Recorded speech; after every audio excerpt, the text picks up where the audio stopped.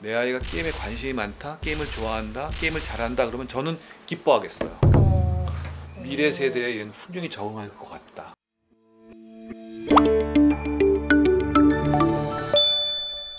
안녕하세요. 엄마들의 교육 고민을 대신 물어봐주는 교육대 기자TV의 저는 조선에듀 방종인 편집장입니다. 우리는 자녀가 모두 똑똑하고 행복하길 원하죠. 그러기 위해서 자녀의 뇌를 살펴봐야 된다는 전문가분이 계셔서 오늘 모시고 말씀 나눠보도록 하겠습니다. 안녕하세요, 교수님. 네, 안녕하세요. 먼저 교육대 기자TV의 자기소개 좀 부탁드리겠습니다. 저는 서울대학교 의과대학의 교수로 있고 서울대병원 어린이병원에서 소아청소년 정신과에 근무하고 있는 김북년입니다. 반갑습니다.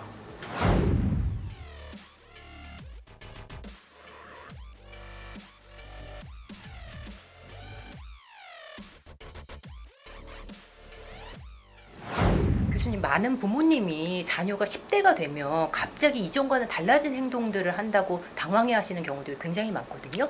그런데 이를 뇌과학의 발달의 하나의 과정으로 봐야 된다고 말씀을 주셨어요. 네. 이게 어떤 의미인가요? 사춘기 연구, 그러니까 퓨버티에 대한 연구들이 그동안 많이 있는데 대부분의 이제 그런 퓨버티 연구들은 아이들의 신체 변화와 관련된 연구들이 많고 네. 사실 부모님들도 이제 그걸 많이 생각을 하시죠. 그래서 신체적으로 이제 근육량이 많아지고 목소리가 굵어지고 이제 몸에 털이 나고 성기가 발달하고 네. 이런 것들을 많이 관심 갖고 생각하시는데 사실 그거에 이제 트리거 역할을 하는 것이 바로 호르몬의 변화거든요. 성 호르몬 중에서 남성 호르몬 남녀 모두 그 테스토스테론의 레벨 증가가 아주 뚜렷한 변화 네네. 트리거라고 할 수 있는데 변화를 일으키는 요인인데요. 그 테스토스테론이라고 하는 그 호르몬이 뇌 발달에 상당히 역할을 많이 한다는 것이 최근 10년 사이에 연구들이 꾸준히 되고 있습니다. 그래서 저희들도 비슷한 연구들을 진행을 해왔는데 그 청소년기의 뇌 발달 특히 그 중에서도 부정 정서를 처리하는 부분인 편도핵이라고 하는 부위가 있습니다. 부분이 주로 이제 공포, 불안, 그리고 분노 이런 것과 관련된 부위인데 테스토스테론의 증가가 그 편도핵을 자극하는 그런 부분이 굉장히 강하고 그걸로 인해서 아이들의 정서적 변화나 약간 이상한 행동, 특이한 그런 기분 변화들이 많이 생길 수가 있게 되는 거죠. 그 감정적인 변화의 기저에는 네. 뇌의 변화가 있다. 맞습니다. 호르몬의 변화가 있고 호르몬의 변화가 뇌의 변화를 가져온다. 그게 하나고요. 또 하나는 전두엽이 많이 변해요. 전두엽. 네, 전두엽이 우리 인간을 가장 인간답게 해주는, 그러니까 사고 능력, 그 다음에 감정의 조절 능력, 사회적 관계에 대한 적절한 판단 능력, 이제 이걸 만들어내는 게 전두엽인데 청소년기가 되면 특히 10대 초반이 되면 전두엽의 신경들이 많이 깎여 나갑니다. 이걸 우리가 이제 가지치기라는 현상이라고 얘기하는데 그러다 보니까 전두엽이 일시적으로 불안정해져요. 그럼 네. 이게 혼란스러운 게 자연스러운 현상이네요? 어떻게 보면은 일정 부분은 그렇습니다. 그러니까 이게 정도에 따른 건 물론 있고요. 그게 얼마나 아이의 이제 생활 기능이나 학업 기능이나 또래 관계 기능이나 가족 관계 기능을 해치냐에 따라서 도움이나 치료를 받아야 될 정도도 있고 그렇지 않고 그냥 지나가도 괜찮은 경우가 있게 되는데 그 과정에서 아이들이 일시적으로 혼란스러워하고 힘들어하는 거는 모든 아이들이 사실은 겪고 있는 중이다. 그걸 표현하는 양식이 아이의 기질에 따라 다를 뿐이다. 이렇게 보시는 게 더 정확합니다. 그러면 이 뇌 발달이 이렇게 자연스럽게 이루어지는구나라고 부모님이 살펴본다면 좀 부모님이 이런 현상들을 어떻게 좀 더 효과적으로 받아들이는 게 좋은 건가요? 이제 이런 부분을 이제 이해하고 계시는 게 중요하죠. 우리 아이들이 이제 그런 감정의 기복이 좀 생기고 굉장히 온순했던 아이가 말도 좀 함부로 하게 되고 그렇죠. 공격적인 행동들을 맞습니다. 하면서 문을 쾅 닫고 들어가고 대화를 단절하는 경우도 가끔 있거든요. 이제 이런 상황들이 나타날 때 부모님이 자꾸 그걸 아이의 도덕적인 문제나 아이가 버릇이 없다라고 하는 훈육의 문제로 접근하시게 되면 아이가 갖고 있는 이런 혼란감, 뇌 발달과 관련된 혼란 상태를 더 부추기고 더 가중시키는 결과를 가져올 수 있어요. 그래서 자극을 주지 않는 방향, 특히 부정적인 위협이나 겁을 주는 방식으로 아이를 다루려고 하는 거를 현저히 줄이시고 청소년기 아이한테 맞는 좀 부드럽고 존중해주고 수용해주는 태도로 아이의 훈육 양식을 바꾸시면 훨씬 더 아이들이 받아들이고 그걸 같이 공유할 수 있게 되는 거죠. 근데 자칫 부모님 중에 이렇게 생각하시는 분들 계실 것 같아요. 이런 현상들이 뭐 반항을 하거나 공격적인 성향을 보였는데 이거를 그냥 놔두면 오히려 정말 잘못된 방식으로 굳어지는 거 아니냐, 뭐 버릇이 없는 상황으로 계속 이어진다든지. 그리고 이런 고민을 하시는 분들께는 어떻게 조언해 주실 수 있으실까요? 사실은 그거는 이제 아이의 그 이전 단계 발달이 중요합니다. 우리가 청소년기의 변화들 모든 아이들이 똑같은 강도로 겪는 건 아니에요. 그런 혼란감을 일시적으로 경험하는 건 보편적이지만 같은 문제를 같이 갖고 있지는 않습니다. 그 이전에 부모하고의 애착 경험, 네. 그리고 초등학교까지의 그 아이들의 자기 조절이나 또는 성공 경험, 그리고 그 이전까지의 부모하고의 정서적인 교류의 관계 경험, 이 경험들이 잘 쌓여 있는 아이들은 굉장히 가볍게 지나가요. 사실은요. 우리가 연구를 해보면 그런 아이들이 전체 청소년기 초기 아이들의 60%가 넘습니다. 그러니까 60%. 대다수는 아. 문제 행동으로 확 드러나진 않아요. 아. 이제 40% 정도의 아이들이 어려움을 겪는데 아까 말씀드린 애착에서의 불안정 애착이 있었거나, 그리고 초등학교 때 적절한 훈육이나 자기 통제를 경험하지 못했거나, 적절한 자기 성공감을 통한 자존감 발달이 어려웠거나, 이런 어려움이 있던 아이들이 문제가 굉장히 커져서 증폭되는군요, 그 시기에. 네, 아주 증폭되죠. 그래서 그런 경우는 제 생각에는 부모님들이 그거를 통제 중심으로 맞서 싸우게 되면 오히려 더 폭발적인 양상으로 갈등 국면이 커지고 긴장 관계가 높아지시니까 일단은 wait and see를 하셔야 돼요. 아. 얘가 왜 이럴까? 그리고 아이에 대한 이런 뇌발달에 대한 지식을 갖고 계신 분이라면 그거를 가지고 얘한테 접근하는 방식을 좀 더 부드럽게. 그러니까 우리가 가장 큰 오해가 부모님들이 수용해 주세요 그러면은 나쁜 행동을 다 허용하는 겁니까? 라고 오해하세요. 절대 그건 아니죠. 나쁜 행동은 바운더리를 만들어 줘야 됩니다. 그걸 넘어가면 너한테도 피해가 오고 다른 사람한테 피해를 줘서 결국 너한테 불이익이 된다는 걸 알려주셔야 되고, 중요한 거는 태도예요. 역시 네. 부모님의 태도가 아이의 말을 잘 들어주는 경청, 그리고 아이가 다소 앞뒤가 안 맞고 엉뚱한 얘기를 하더라도 일단은 맞다고 인정하는 게 아니라 알겠다라는 수용, 이런 태도를 보이시면 훨씬 더 아이가 소통에 대한 동기가 생기면서 진짜 문제를 가지고 토론을 할 수 있게 돼요, 부모님하고요. 토론이 가능해지면 그 다음부터는 문제 해결이 시작됩니다. 상담 치료를 좀 받을 수 있겠니? 좋은 선생님을 소개해 줄까? 이런 것도 가능해지시는 거예요. 네. 맞습니다. 대화가 가능해야지 그 다음 단계로 네. 나아갈 수가 있으니까. 문제 해결이 가능해지니까. 아, 네. 그런 이유로 교수님께서 10대 자녀를 둔 부모님을 만나면 첫 번째는 뇌 발달을 좀 살펴봐라. 그리고 두 번째는 영유아기 때 히스토리를 좀 살펴봐라. 이런 조언을 좀 네. 해주시나 봐요. 가장 중요한 게 저는 히스토리라고 생각해요. 예. 그러니까 그 이전의 관계가 어땠는지. 그러면 만약 교수님 영유아기 때 뭐 여러 가지 기타 등등의 이유로 그 음. 시기에 애착 관계를 좀 놓친 부모님이라면 맞습니다. 이게 뒤늦게도 나중에 이게 커버가 되는 문제인가요? 과거에는 그게 안 된다는 주장들이 많았죠. 하지만 지금 최근에 나온 데이터들은 그렇지 않아요. 최근 10년, 15년 정도의 이 불안정 애착을 갖는 아이들에 대한 여러 가지 연구들을 보면 불안정 애착을 가져오는 요인들이 있었을 거예요. 어머님이 너무 시간이 없어서 아이를 돌볼 시간 자체가 그렇죠. 없었거나, 예, 예. 같이 계시긴 했는데 어머님이 어떤 정서적으로 많이 번아웃 되셔가지고 돌볼 수 있는 정서적 여유가 없었거나, 뭐 기타 등등의 이유가 있겠죠. 근데 그 내용들을 새롭게 제공하면 그 나이에 맞게, 그게 초등 연령대가 될 수도 있고 또는 청소년 연령대가 될 수도 있죠. 그 예, 시기별로 아이의 특성에 맞게, 예. 아이의 요구에 맞게 제공을 다시 잘 해주면 어, 불안정 애착에 있었던 아이들의 여러 가지 행동 문제나 정서 문제도 회복 가능하다. 이 청소년기 뇌발달이 바로 그거의 중요한 인디케이터예요. 왜냐하면 우리 인간의 뇌발달이 처음에 형성되는 0세, 3세 때 가장 많은 변화가 있고요.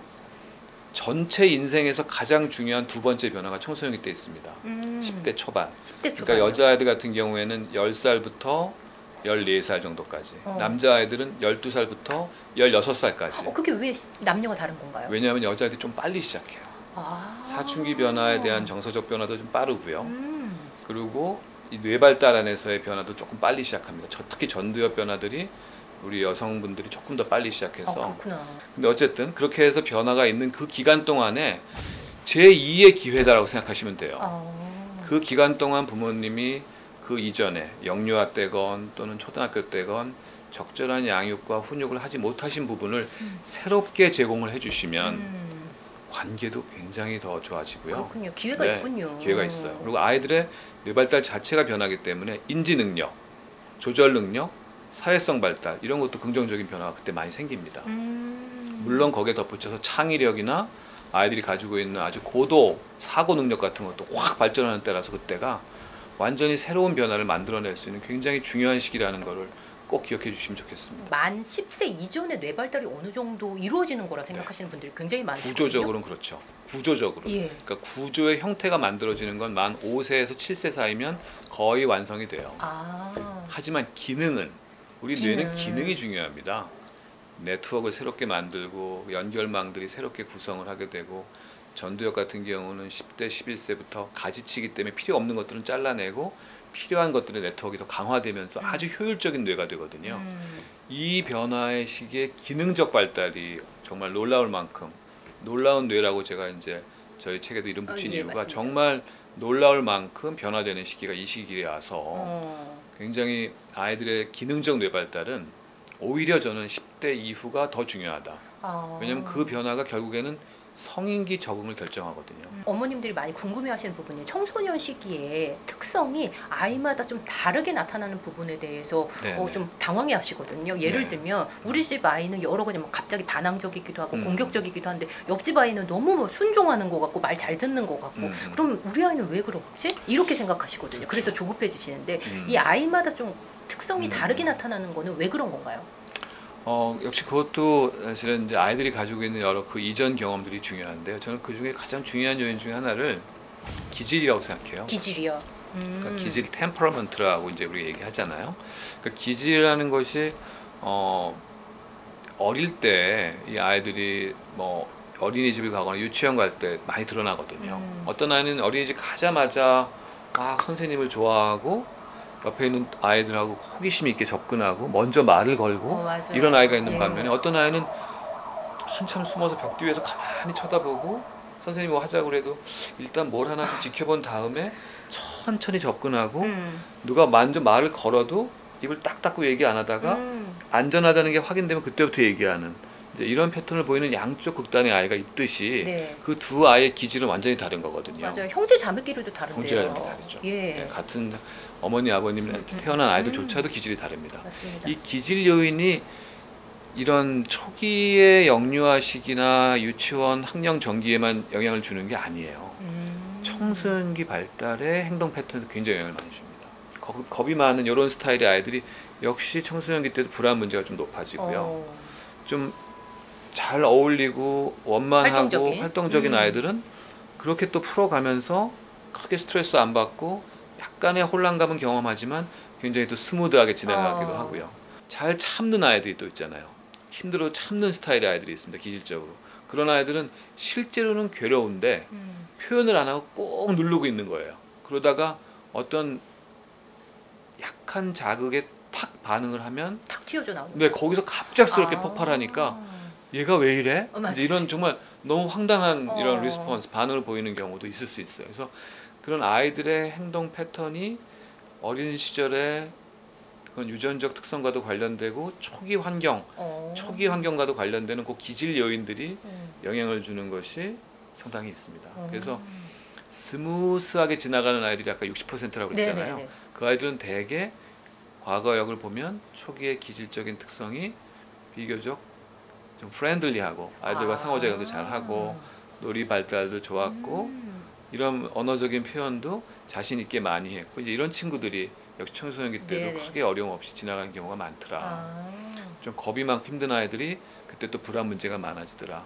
좀 충동적이고 너무 나서는 스타일의 아이들은 약간 공격적인 성향이 많아지고 반항적 특성이 많더라. 청소년기 때. 이런 연관관계를 가진 그런 데이터들이 요즘 전향적 추적 관찰 연구에서 많이 나오고 있어요. 그래서 그런 걸 근거로 본다면 기질적 요인이 중요하겠구나. 그러면 사춘기의 자녀라고 하더라도 아이의 기질을 좀 살피는 부모의 노력이 필요하네요. 그래서 사실은 부모님이 어릴 때 아이의 기질을 잘 파악해 두시면요.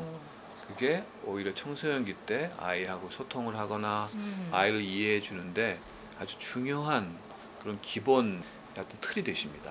자녀분이 갑자기 이렇게 다른 행동, 이전과는 다른 행동을 하면 그냥 부모님이 받아들이기 좀 당황스럽고 힘든 부분이 있어서 이렇게 생각하시는 경우들이 되게 많은 것 같아요. 사춘기라 그래, 맞아요. 중2병이라 맞아요. 그래, 사춘기와 이렇게 해서 중2병. 넘기려고 하시는 부분들도 있거든요. 전 그렇죠? 틀린 반응은 아니라고 아, 틀린 생각해요. 반응은 아니에요? 사춘기 중2병이라는 게 뭐 용어상으로는 다른 용어고 어쨌든 중2병은 그게 좋은 표현은 아닌 것 같아요. 중2 아이들 전체가 마치 그런 것처럼 네, 오해를 하니까 그래서- 그건 아니고 중2 아이들 절대 다 그렇게 생각하지 마시고 좀 힘들게 보내는 중2의 예. 시기가 아까 얘기한 편도역이 자극되고 그걸 통제해야 되는 전두엽이 좀 취약해지는 시기에 아이가 불안정해지는 것이 행동 문제로 나타날 수 있기 때문에 그걸 우리가 그런 친구들이 이제 좀 중2병이라고 할 수 있겠죠. 네, 그래서 어머니들이 그 시기를 좀 이렇게 얼러트하게, 그러니까 아 이걸 내가 좀 잘 챙겨줘야 되겠구나라고 마음 먹으시는 거에는 어머니들의 그런 인식, 그러니까 사춘기니까 뭐 중2병이니까 이렇게 생각하시는 게 문제될 건 없는데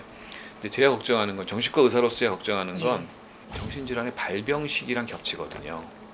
10대가? 네, 아, 10대 초중반이요. 예. 그러니까 그 이전에 뭐 주의력 문제가 있거나 이런 거의 연장선상이 아니라 성인기부터 시작한다고 우리가 그동안에 알고 있었던 네. 뭐 조현 요즘에 또는 중요하죠. 많이 나오죠. 조울병 네. 이런 문제들이 시작하는 단계 초기가 그때도 나타나요. 굉장히 그래서 중요한 이제 시기네요. 그걸 단순히 중2병이니까 뭐 사춘기니까 이렇게 그냥 무시하고 넘어가시면 초기에 그런 아이들의 꼭 치료를 해야 될, 꼭 도움을 줘야 될 그런 걸 놓치실 수가 있습니다. 변화의 양상을 잘 지켜보십사는 것 좀 말씀드리고 싶어요. 정말 발병 초기 양상이라면 점점 악화되는 경우가 많습니다.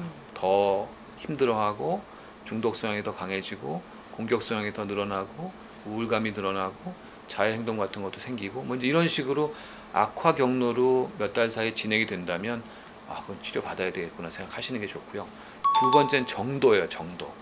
그 정도가 부모님의 과거 경험, 또 부모님이 지금 만나고 있는 뭐 다른 사촌이나 뭐 다른 또 조카들 이런 비슷한 또래들하고의 상호작용하고 보셨을 때 정도에 크게 벗어나지 않는 그 양이 크게 벗어나지 않는 정도라면 괜찮은데 넘어서서 물건을 부수거나 또는 위협 행동을 실제로 하려고 하거나 이런 정도까지 넘었으면 이제 그때는 정도에 따른 걱정을 하셔야 되고 마지막 세 번째는 기능 문제를 가져오는 애예요. 예, 기능이요? 그래서 애들이 잠을 전혀 못 잔다. 잠 시간이 너무 줄어가지고 항상 피곤해한다. 수면 조절 기능이죠. 수면 조절 기능. 친구들하고 관계가 너무너무 안 좋아진다. 그것 때문에. 이런 기능 문제까지 생기면 그때는 이거 도움 받아야 되겠구나라는 생각을 하시는 게 좋아요. 일시적인 문제인지 이거 장기적으로 관찰해야 되는 문제인지를 확인해야 되겠네요. 근데 분명한 건 청소년 초기에 발견해서 조기 치료하면은 성인기를 예방할 수도 있고 성인 질환을요. 빨리 회복될 수가 있거든요. 청소년 시기에 아픈 뇌 부모님들이 굉장히 많이 고민하는 것이 ADHD거든요. 청소년 시기에 폭발적으로 나타난다고 언론에서도 이래서 많은 분들이 관심을 가지시는데 ADHD에 대해서는 많은 선입견들도 좀 있는 것 같아요. ADHD를 어떻게 좀 받아들이고 이해하면 좋을까요? ADHD의 대표적인 신경 발달 문제 중에 하나인데요. 네. 자폐나 지적 발달 장애나 이런 것도 신경 발달 장애지만 ADHD는 좀 국한된 주의력 조절 능력, 특히 전두엽 관리 능력에 국한된 신경 발달 문제입니다. 그 문제가 초기에 발생해서 아이들의 학업 기능이나 정서 조절에 관련된 기능에 영향을 계속 준다면 학업 실패, 그리고 자존감의 저하, 그리고 실제로 좀 공격적이고 반항적인 아이로 커갈 수 있는 위험성이 증가되는 건 사실이기 때문에 적절한 치료적 개입이 필요한 건 맞죠. 네. 근데 이 아이들의 가장 큰 특징은요. ADHD 친구들은 인지 기능, 즉 지적 기능만 괜찮다면 정말로 청소년기 이후에 엄청나게 변해요. 저는 ADHD 친구 중에 과학 영재도 봤습니다. 긍정적으로 변하는 세월이네요. 좋은 방향으로 변하는 꽤 많아요. 그래서 그 아이들이 갖고 있는 과잉 행동과 이런 특성들 있잖아요. 그게 이제 기본적인 신체 활동의 에너지와 활동성이 높은 특성을 갖고 있기 때문에 나타나는 현상이거든요. 어릴 때는. 근데 그건 초등학교 때는 뭐 부산하다, 산만하다 이런 식으로 낙인될 수 있는 위험성이 있는 행동이지만 청소년기 때 자기 조절이 어느 정도 되기 시작한 청소년기 중기, 고등학교 나이쯤 되면은 이 아이들이 그거는 통제가 되면서 굉장히 아이디어 메이킹이 많아져요. 그 활동성이 아이디어 메이킹으로 연결되고 그걸 통해서 신선하고 아주 재밌는 아이디어를 갖는 그래서 아주 예술 분야에서 성공할 수 있는 그런 영재 아이들. 또는 과학 분야에서 특별히 제가 좋아하는 거를 디립다 파는 특성을 갖는 예. 아이들이 생기는데 그런 활동으로 인한 결과물로서 과학적 창의성 같은 게 높아지는 그런 경우를 꽤 많이 봐요. 그래서 ADHD라는 병을 절대로 예후가 나쁜 그런 그레이브한 병으로 낙인 찍지 않았으면 좋겠다. 저는 그런 생각이 들고요. 대신에 관리는 필요해요. 관리. 그게 잘 관리가 되면 좋은 방향으로 굉장히 아이가 갖고 있는 능력을 발휘할 수 있게 되지만 관리가 잘 안 되면 특히 전두엽 관리 기능과 관련되는 시간 관리, 네. 과제의 우선순위, 네. 그리고 대인관계에서의 정서적 관리 이런 것들이 어려움을 겪게 돼요. 그러면 이제 시간 관리가 잘 안 되면 똑똑하긴 한데 지각자라는 아이. 그렇죠. 그리고 제 시간에 과제를 안 내서 네. A를 받을 수 있는 능력이 있는 아이인데 C를 받는 아이. 이렇게 되거든요. 그래서 그 시간 관리라든지 과제의 우선순위 관리 같은 거는 이제 부모님들이 좀 도와주셔야 돼요. 그러면 교수님 ADHD 치료도 물론 해야 되고요. 아, 치료도 물론 해야 돼요? 네, 치료도 해야죠. 그 과제가 그럼 관리의 문제가 계속 지속된다면 예. 그러니까 아까 그 영재성을 띠고 이런 아이들 중에서도 치료 받으면서 그런 약물 치료도 받고 심리 치료 받으면서 그런 능력 발휘하는 애들이 꽤 있거든요. 그러니까 치료를 완전히 중단하시라고 단언하는 게 아닙니다. 그 아이의 필요에 따라서 그 아이의 관리 능력 발달이 아직도 미흡하다면 그때는 치료적인 도움을 주면서 그 아이가 갖고 있는 능력을 발휘할 수 있는 좋은 기회가 많이 올 수 있다는 거죠. 관리와 함께 치료할 수 있는 환경도 조성을 네. 해야 되네요. 맞습니다. 그 치료 환경을 만들어 주시는 게 참 중요하고 관리를 잘 도와주는 현명한 판단이 중요해요. 현명하게 하셔야 돼요. 그때부터는 ADHD 애들도 자기 주도성 그리고 자기의 어떤 삶에 대한 내 거 이런 관념이 분명히 청소년기 똑같은 현상이 생기거든요. 통제 중심을 하시면 안 돼요. 그 터닝 포인트가 중학교 때예요. 제가 보니까. 그래서 어머니께서 그동안에 뭐 투약 관리도 하시고 뭐 심리 치료 관리도 하셨다면 이제 초등학교 고학년 때는 슬슬 아이한테 그런 얘기를 해주면서 네가 챙겨봐, 네가 스스로 원해서 하는 거를 그 아이가 판단할 수 있게끔 소통을 많이 하셔야 돼요. 그리고 ADHD라는 병을 절대 낙인 찍듯이 아이를 부정적으로 보지 않도록 정말 그거는 조심하셔야 되고 긍정적인 변화가 충분히 생기고 그 아이들이 갖고 있는 장점들 아주 에너제틱하고 창의적이고 그리고 굉장히 그 아이들만의 독특한 좋은 아이디어를 많이 만들어낼 수 있는 특성이 있다라는 것을 설명도 해주면서 네. 아이 스스로가 그거를 발전시킬 수 있게 도와주셔야 됩니다.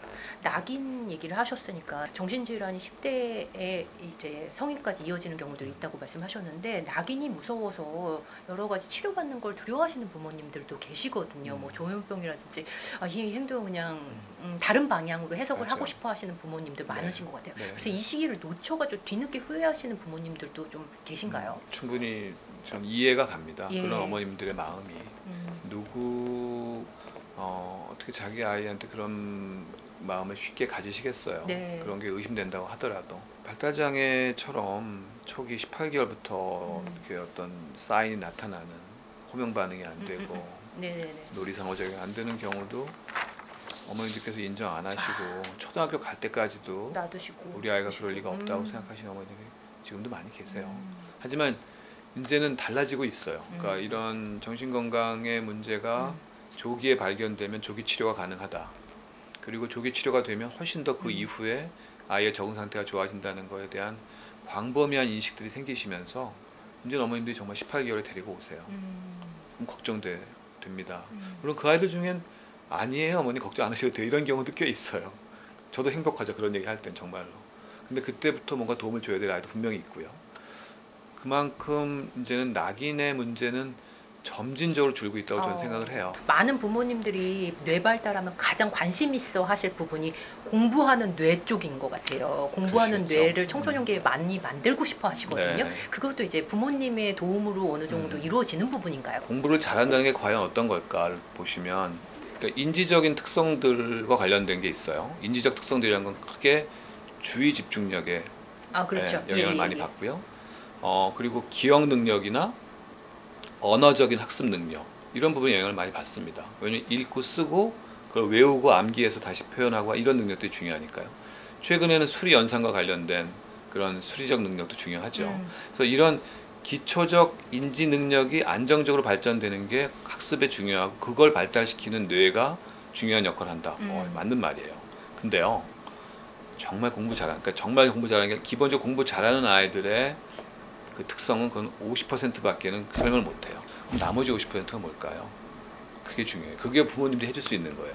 뒤에 환경적인 네, 요인인가요? 환경적 요인 중에서 특히 정서와 관련된, 아. 동기와 관련된 정서, 동기, 그러니까 가족 내 환경, 부모 자녀 관계, 그리고 부모가 아이하고 상호작용하면서 얘한테 불안감을 주지 않고 아이가 할 수 있는 좋아하는 일들을 할 수 있게 선택해주고 이런 환경과 지원을 통해서 정서적인 안정부터 동기부여까지 연결될 수 있게 해주시는 거, 그게 부모님의 가장 중요한 역할이세요. 그게 뇌 발달을 돕는 거죠. 네. 그렇기 때문에 50%는 거기서 나온다. 공부 잘하는 아이들의 뇌는 50%는 인지학습에서 나오고요. 그래서 그걸 합쳐주시면 어머님들이 기대하시는 인성도 좋으면서 공부도 잘하고 목표를 가지고 자기 스스로가 네. 그러니까 우리가 어머니들이 제일 좋아하시는 게 그거잖아요. 자기주도 학습. 네. 지금 말씀하시는 것 중에 시기별로 좀 부모님의 역할이 좀 다른 포인트들이 있는 것 같아요. 그럴 수 있죠. 네네. 10대이죠. 그러니까 0에서 3세 굉장히 뇌 발달이 폭발적으로 일어나는 시기, 그리고 그 이후, 그리고 10대 이렇게 좀 세 부분으로 나눠서 놓쳐서는 안 되는 부분 좀 짚어주시면 감사하겠습니다. 0세에서 3세의 초기 모델링, 브레인의 모델링 시기에서의 부모 역할, 그리고 11세부터 15세까지의 제 두 번째 변혁기인 청소년기의 뇌발달, 이 두 시기가 부모님께서 정서적 동기부여에 도움을 줄 수 있는 결정적 시기예요. 결정적 시기. 네, 초기에는 애착을 통해서 그걸 만들어 가시는 겁니다. 애착과 적절한 자기 통제를 발전시키기 위한 훈육, 그러니까 양육, 이게 애착을 위한 양육, 가깝게 아이를 두시고 정서적인 그런 교류를 하시고 스킨십을 통해서 아이한테 안정감을 주고 그런 부분들을 통해서 아이의 불안을 낮추고 안정감을 높이는 애착을 형성하는 과정과 청소년기가 다시 돼서 10대 초반, 중반에 다시 이 아이가 혼란스러워할 때 똑같이 어릴 때 하셨던 것처럼 하지만 그 나이에 맞게 옆에 있어 주시고 수용, 경청, 공감해 주시고 격려해 주시고 불안해할 때 안심시켜 주시고 이 두 개의 포인트가 사실은 시기는 완전히 다르고 완전히 달라야 될 것 같은데 사실은 내용의 핵심은 같다. 그 사이사이의 시기들이 있잖아요. 3세가 지난 뒤에 아이들 유치원이나 이런 데 가기 시작하는 또 학교를 다니는 7세에서 10세, 11세 사이 요 시기들은 대개 능력을 발달시키는 시기예요. 4세에서 6세는 운동 조절, 시지각 협용 같은 이 자기 신체와 환경을 조율하는 능력을 발달시키는 시기이기 때문에 그런 놀이들을 많이 해주시는 게 정말 좋아요. 그리고 학령기 때는 역시 기초학습이죠. 그때부터 이제 기본적인 언어를 기반으로 한 여러 인지학습적 활동들이 일어나니까 그걸 잘 서포트 해주시고 학교 교육 과정을 잘 따라가는지 또 수월성이 특별히 있는 부분이 있으면 그걸 좀 더 오히려 키워주시고 잘 못 따라가고 있는 건 보완해주시고 이런 역할을 해주시면 됩니다. 그래서 사실 어떻게 보면 부모님은 공부를 도와주는 데 있어서는 역할이 오히려 애착의 시기와 0세 3세 그리고 청소년기 초기에 혼란의 시기를 잘 견딜 수 있게 도와주는 것이 가장 중요한 점 부모님의 역할이고 그게 잘 되면 정말 부모님이 기대하시는 공부가 따라오잖아요. 오히려 공부하는데 학습 부분에만 너무 강조하고 정서적인 부분 놓치는 부분들이 많으시네요. 특히 안타까운 게 청소년기 때 우리 부모님들이 마음이 급해지세요. 되게 남자애들이 중학교 가는 시점이거든요. 그러면 이렇게 마음 잡수시죠. 너 이제 초등학교 때까지 잘 놀았지? 게임 많이 했지? 이제 정신 차려라. 그 시기에 부모님들께서 공부에 대한 강조 물론 이해합니다. 우리나라의 경쟁 시스템을 아니까요, 저도요. 하지만 그거를 강조하시는 만큼 한편으로는 이 아이의 마음의 상태, 이 아이가 좋아하는 욕구, 또 이 아이가 어떤 걸로 불안해하는 게 있는지, 또래 관계에서 상처받고 있지 않은지 이런 것들을 들어봐 주실 수 있는 그런 기회를 같이 만들어 주시는 그런 시간을 가지시는 거 또한 굉장히 좀 중요하고 그 밸런스를 잘 맞추시면 정말 어머니 기대하시는 그런 아이들의 긍정적인 변화들이 일어나면서 더 발전적인 성인으로 커갈 수 있게 되는 아주 중요한 출발점이 되죠. 그 10대 게임 중독에 관한 고민을 요즘 들어 정말 폭발적으로 많이 하는 것 같아요. 왜 이렇게 10대 친구들은 게임에 몰입하고 중독이 많이 되는 건가요? 이게 이유가 있는 건가요? 우리 편집장님께 제가 드리고 싶은 말씀이 네. 게임은 문화입니다. 기본적으로 네. 우리가 게임을 즐기고 게임을 하나의 좋은 문화적 도구로 활용하고 장기적으로는 그 게임이라는 걸 통해서 우리가 세상을 변화시킬 수 있는 굉장히 중요한 프로토타입들을 발견할 수 있기 때문에요. 일단 덮어놓고 나쁜 건 네, 아니지만 절대 아니죠. 그래서 근데 게임에 중독된 아이가 또 있긴 있단 말이에요. 네. 그 아이들은 어떤 아이들인가 제가 조사를 했어요. 예. 한 5년 정도 추적 관찰을 해봤습니다. 많은 아이들이 90% 정도 아이들이요. 그 아이들이 신경 발달에 어려움이 있어요. 실패 경험, 좌절감을 많이 겪어서 게임을 통해서만 자아 실현이나 관계 실현을 할 수 있는 아이들. 요 그룹의 아이들, 전체 아이들 중에 제가 보니까요. 한 작게 보면은 5%, 10%고요. 많이 보면은 15% 정도 되는 아이들. 100명 중에 5명에서 15명의 아이들이 중독 위험성을 실제로 갖습니다. 근데 뭐 부모님들은 그 중독이란 말 너무 쉽게 쓰시는 것 같아요. 아, 중독이요? 네, 아이가 좀 좋아하고 재밌어하면 저거 중독 기미가 있는 거 아니야? 아닙니다. 게임은 정말 재밌기 때문에 문화가 된 거거든요. 네. 부모님도 좀 해보시라고 좀 권해보고 싶어요. 아, 정말요? 네네, 그럼요. 왜냐하면 저는 이제 한 5년쯤 뒤 또는 10년쯤 뒤가 될지 모르겠지만 클래식을 듣고 또는 뭐 뮤지컬을 보러 가는 것처럼 게임을 함께 하는 사람들끼리의 모임을 갖고 게임을 잘하는 사람에 대해서 리스펙트 해주고 하는 시대가 지금보다 더 빠른 속도로 올 수 있다고 저는 생각해요. 그리고 그 게임에 나오는 컨텐츠들이 파괴적이고 공격적인 것만이 아니라 세상을 평화롭게 해주는 어떤 아이디어가 들어가는 게임, 예, 예. 약한 자, 특히 이런 발달장애 아이들을 도와주는 어떤 그런 서비스와 연관된 게임, 그걸 통해서 실제 인지 훈련이나 자기조절 훈련이 가능한 그런 게임들이 너무너무 많아질 거라고 저는 생각을 합니다. 정신과 치료 중에 가장 유명한 치료 중에 하나가 디지털 세라피라는 거거든요. 그게 바로 상당 부분 게임의 러직을 활용한 치료들이에요. 그래서 그런 걸 고려해 본다면 내 아이가 게임에 관심이 많다, 게임을 좋아한다, 게임을 잘한다 그러면 저는 기뻐하겠어요. 미래 세대에 얘는 훌륭히 적응할 것 같다.